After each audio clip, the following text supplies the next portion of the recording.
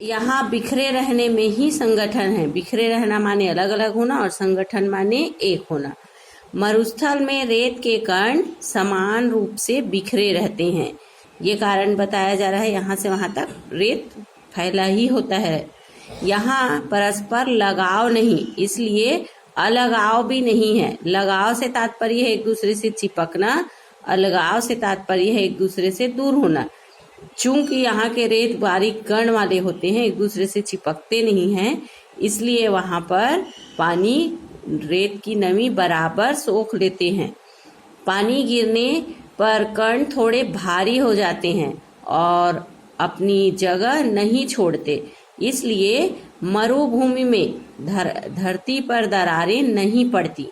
ये कारण बताया जा रहा है कि क्यों दरारें नहीं पड़ पाती। भीतर समाया वर्षा का जल भीतर ही बना रहता है। यदि दरार पड़ती तो वहां पर से वाष्पीकरण होकर पानी ऊपर चला जाता। एक तरफ थोड़े नीचे चल रही पट्टी इसकी रखवाली करती है, माने पानी का जो स्तर नीचे चला जाता है, तो दूसरी तरफ ऊपर रेत के असंख्य कणों का कड़ा पहरा, माने रेत के कण वहां पर होते हैं। यदि सूर्य की गर्मी पड़ती तो केवल रेत के कण पर पड़ पाते, उसके अंदर का पानी बराबर बना रहता है। इस हिस्से में बरसी बूंद बूंद रेत में समाकर नमी में बदल जाती है। यानी वर्षा का जो पानी, जो बूंदें धरती पर आती है, वह किस में समा जाती हैं? रेत में। अब यहाँ कोई बन जाए तो उसका पेट उसकी खाली जगह चारों तरफ रेत में समाई नमी को फिर से बूंदों में बदलती है। जैसा कि बताया गया कि कुएं बहुत गहराई तक होती है, तो नीचे का जो जल स्तर है, जो पानी सोखा हुआ है धरती में, वह कहाँ पर जाता है? कुएं में। बूंद बूंद रिसती है और कुएं में पानी जमा होने लगती है। इसलिए कहा गया है कि वर्षा ना भी हो तो भी बारिश के पानी को कुएं में लाया जा सकता है। खारे पानी के सागर में अमृत जैसा यह मीठा पानी। यह है पाठ के शीर्षक की सार्थकता कि राजस्थान में यदि ऊपरी स्तर पर पानी आ भी जाए तो वह बहुत खारा होता है और कुएं जो है बहुत गहराई तक है, इसलिए वहां का पानी मीठा होता है। इसलिए कहा जा रहा है सागर में अमृत जैसा है। जैसे सागर में बहुत नीचे गहराई तक जाए तो ही अमृत मिलेगा, ऐसे ही कुएं की खुदाई जितनी गहराई तक करते हैं पानी मीठा होता है। इस अमृत को पाने के लिए मरुभूमि के समाज ने खूब मंथन किया है।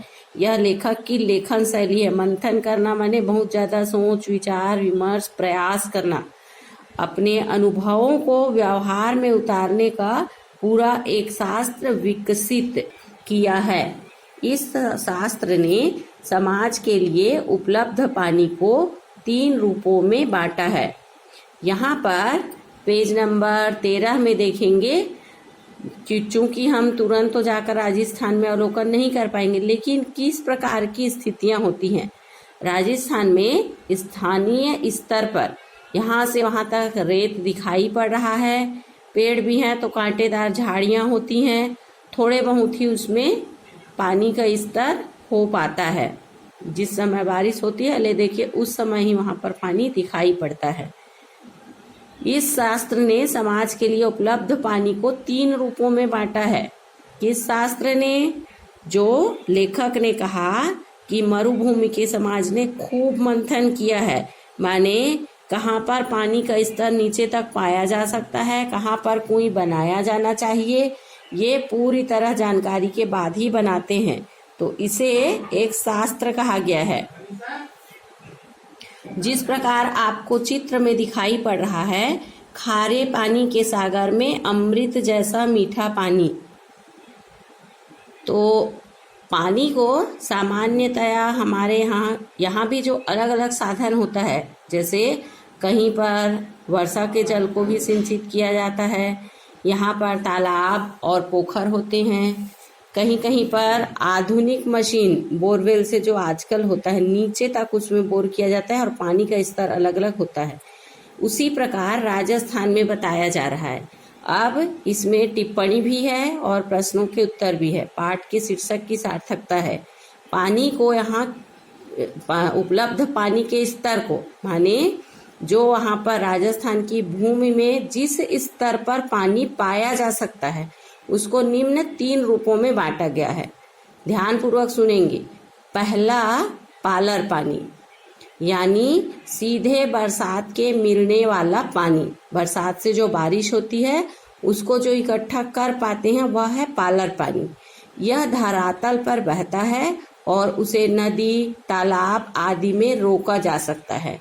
जो हमारे यहाँ मैदानी क्षेत्र है वहाँ अधिकांश जगहों पर ये पाया जाता है, किंतु चूंकि ये मरुस्थल है, बहुत ही कम समय के लिए छोटा सा भी यदि तालाब पोखर है तो उसमें पानी को इकट्ठा कर सकते हैं। यहाँ आदि शब्द में भी बहुत कुछ छिपा है, जैसा कि कहा गया ना, इसे नदी, तालाब आदि में रोका जाता है। उसका पूरा विवरण आगे कहीं और मिलेगा। ये कौन सा हुआ? पालर पानी। पालर पानी का दूसरा रूप पाताल पानी कहलाता है। ये कौन सा हुआ दूसरा रूप? क्या? पाताल पानी। यह वही भूजल है जो कुओं में निकाला जाता है। पालर पानी माने ऊपरी स्तर पर रह गया। पाताल, वैसे पाताल कहा जाता है धरती और उसके नीचे का स्तर। तो जो पानी धरती में बहुत ज्यादा नीचे तक सोख लेते हैं उसको कुएं बनाया जाता है, तो वह ऊपर कुएं में संचित होता है। ये कौन सा पानी है? पाताल पानी। पालर पानी और पाताल पानी के बीच पानी का तीसरा रूप है रेजानी पानी। ध्यान देंगे, सबसे पहला है पालर पानी, दूसरा है पाताल पानी, तीसरा है रेजानी पानी। रेजानी पानी क्या है? पालर पानी और पाताल पानी के बीच पानी का तीसरा रूप है। धरातल से नीचे उतरा, माने जो कुछ नीचे स्तर तक चला गया है लेकिन पाताल में न मिल पाया हो, माने बहुत नीचे खड़िया जो पट्टी है उससे नीचे तक न जा पाया हो, वह है रेजानी। क्या है? रेजानी पानी। वर्षा की मात्रा मापने के लिए इंच या सेंटीमीटर नहीं बल्कि रेजा शब्द का उपयोग होता है। ये राजस्थान की भाषा है जिसमें यदि वहां पर नमी सोख ली गई है तो कितना उसमें पाया जाए उसके लिए प्रयोग किया जाता है रेजा शब्द का। और रेजा का माप धरातल पर हुई वर्षा को नहीं, क्योंकि वर्षा को नापेंगे तो जो ऊपर जो संचित है पालर पानी वही आ जाएगा। इसलिए ध्यान पूर्वक सुनेंगे। रेजा का माप धरती पर हुई या धरातल पर हुई वर्षा के लिए नहीं, धरातल में समाई हुई वर्षा के लिए होता है। माने जो पानी वहां पर गिरा उसको कितना सींच पाए, माने कितना वह निचले स्तर तक पहुंच पाया है, उसको कहा जाता है। मरुभूमि में पानी इतना गिरे कि 5 अंगुल भीतर समा जाए, मतलब थोड़ी अच्छी वर्षा हो जाए तो उस दिन की वर्षा को 5 अंगुल रेजो कहेंगे। क्या कहेंगे? जितनी वर्षा हुई है उतने अंगुल रेजो। रेजानी पानी खड़िया पट्टी के कारण पाताल पानी से अलग बना रहता है। जो खड़िया पट्टी है वह उसके लिए विभाजन का काम करता है, उससे नीचे गया माने वो पाताल पानी हो जाता है। ऐसी विशिष्ट रूप खो देता है।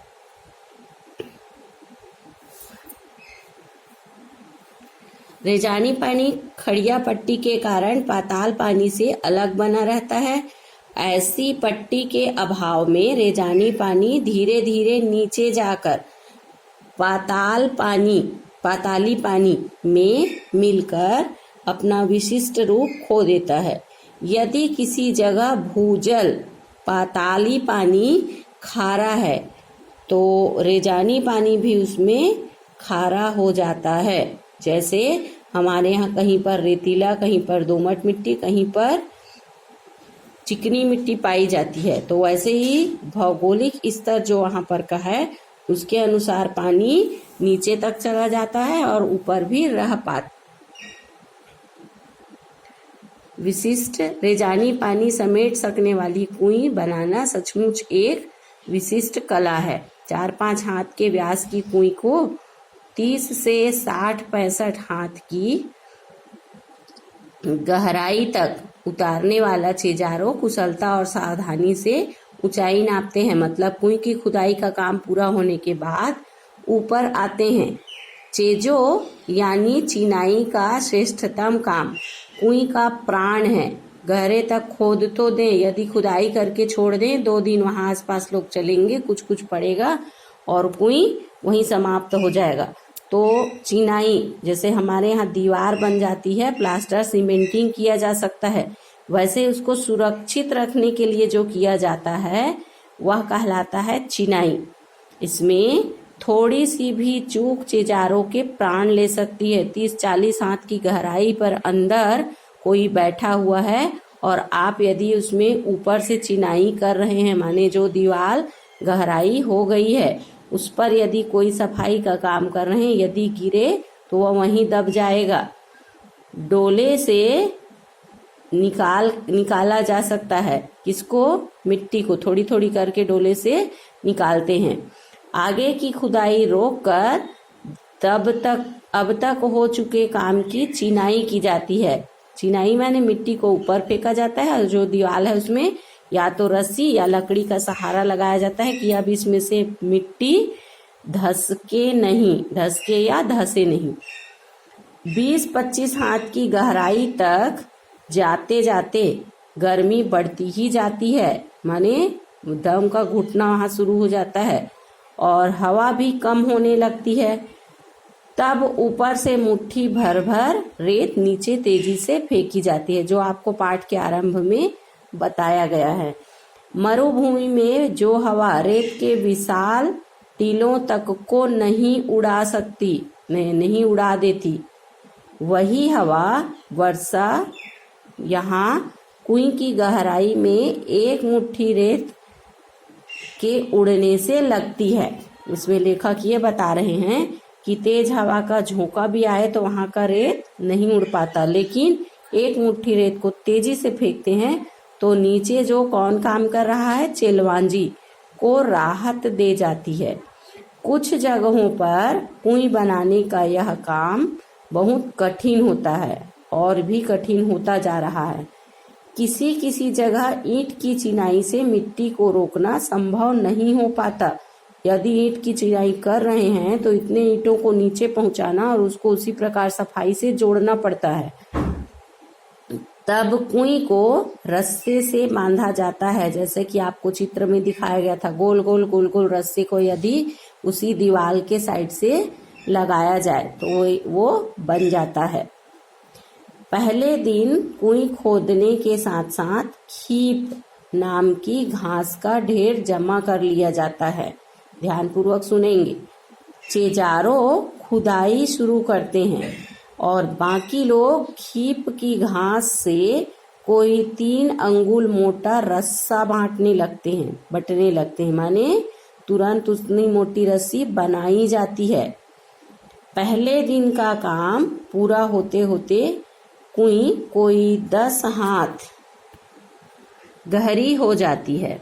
इसके तल पर दीवार के साथ साथ सटाकर रस्सी का पहला गोला बिछाया जाता है। जैसे हम लोग पाइप को लपेट के रखते हैं ना, वैसे ही पाइप के रस्सी को एक के ऊपर एक ऐसे गोलाई से डाला जाता है, तो एक के ऊपर एक जब वो होता है तो वह स्थित हो जाता है और दीवार से मिट्टी धसकना रोका जा सकता है। फिर उसके ऊपर दूसरा, तीसरा, चौथा इस तरह ऊपर आते जाते हैं। खीप घास से बना खुरदुरा मोटा रस्सा, जो हमारे यहाँ बूच की रस्सी होती है, वैसे ही खीप घास जो राजस्थान का मजबूत घास है उसको गूंथ के जो रस्सा अच्छा मोटा बनाया गया रहता है, अपना वजन डालता है और बटी हुई लड़ियां एक दूसरे में फंसकर मजबूती से ऊपर तक बैठती हैं। माने वो चूंकि रस्सी को बांट के बर के जैसे हमारे यहाँ बनाते हैं ऐसा बनाया गया है, तो एक के ऊपर एक रखने पर वो और भी मजबूत हो जाता है। रस्से का आखिरी ऊपर छोर जो है वो ऊपर रहता है। क्यों? ताकि उसको पकड़ा जा सके, उसमें जोड़कर और अगले दिन चिनाई की जा सके। अगले दिन फिर कुछ हाथ मिट्टी खोदी जाती है और रस्से की पहले दिन की जो चिनाई हुई है, जो जमाई हुई है, माने जो गोल गोल बनाए हुई हैं, उसी कुंडली दूसरे दिन खोदी गई। जगह में सरका दी जाती है, नीचे तक उसको कर दिया जाता है। दीवार में अब नया रस्सा बांधा जाता है। रस्से की कुंडली को टिकाए रखने के लिए बीच बीच में कहीं कहीं चिनाई भी करते जाते हैं, माने थोड़ी सी छवाई कर देते हैं कि रस्सी वहां पर बराबर जमा रहे। लगभग 5 हाथ के व्यास की कुई, माने यह बताया जा रहा है कि लगभग 5 हाथ का व्यास होता है। रस्से की एक ही कुंडली का सिर्फ एक घेरा बनाने के लिए लगभग 15 हाथ लंबा रस्सा चाहिए। 1 हाथ की गहराई से रस्से के 8-10 लपेटे खप जाते हैं, माने 1 हाथ भी यदि गहरा हो तो 10 बार रस्से को घुमाया जाएगा, लपेटा जाएगा, तब वह दीवार बनता है। और इतने में ही रस्से की कुल लंबाई 150 हाथ हो जाती है। अब यदि 30 हाथ गहरी कुई की मिट्टी को थापने के लिए रस्सा बनाना पड़े तो रस्से की लंबाई 4000 हाथ, क्योंकि लगातार एक के बाद एक उसको करना ही है, आसपास बैठती है। नए लोगों को तो समझ में भी नहीं आएगा कि यहाँ कुई खुद रही है कि रस्सा बन रहा है। देखने से ऐसा लगता है कि ये लोग रस्सा बनाने ही बैठे हुए हैं। कहीं कहीं न तो ज्यादा पत्थर मिलता है न खीप ही, माने कहीं पत्थर मिला तो उसको चिनाई कर सकते हैं, और खीप माने घास, वो घास भी हो सकता है कहीं कहीं पर ना मिले। लेकिन रेजानी पानी है तो वहां की कुइयां जरूर बनती हैं।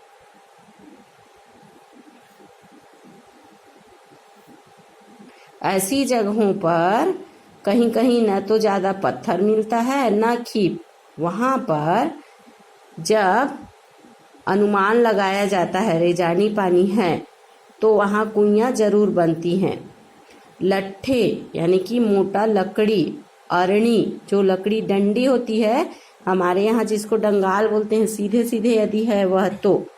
बन कैर यानी कि एक प्रकार का जैसे बेल होता है ना, बेल माने नार वाला होता है, तो उसको लपेट लपेट कर जो बनाया जा सकता है। बावल या कुम्बट ये राजस्थान में पाए जाने वाले पेड़ हैं। पेड़ों की डंगालों से बनाए जाते हैं। तना या मोटी टहनी जो होती है उसको जब रस्सा नहीं मिल रहा है, पत्थर नहीं मिल रहा है, तो जैसे हमारे यहाँ फाटक बनाने के लिए एक के साथ एक उसको बांधकर बनाया जाता है, वैसे ही उसको एक के साथ एक बांधकर गोलाई पर लगा देते हैं। लट्ठे, अरणी, बन, बावल, कुंवट पेड़ों के डंगालों से बनाए जाते हैं। इस काम के लिए सबसे उम्दा लकड़ी माने जो वहां पर पाया जाता है राजस्थान में, अरणी की ही है, पर उम्दा या मध्यम दर्जे की लकड़ी न मिल पाए तो आज तक माने आक एक प्रकार का पेड़ है वहां का, उससे काम लिया जाता है।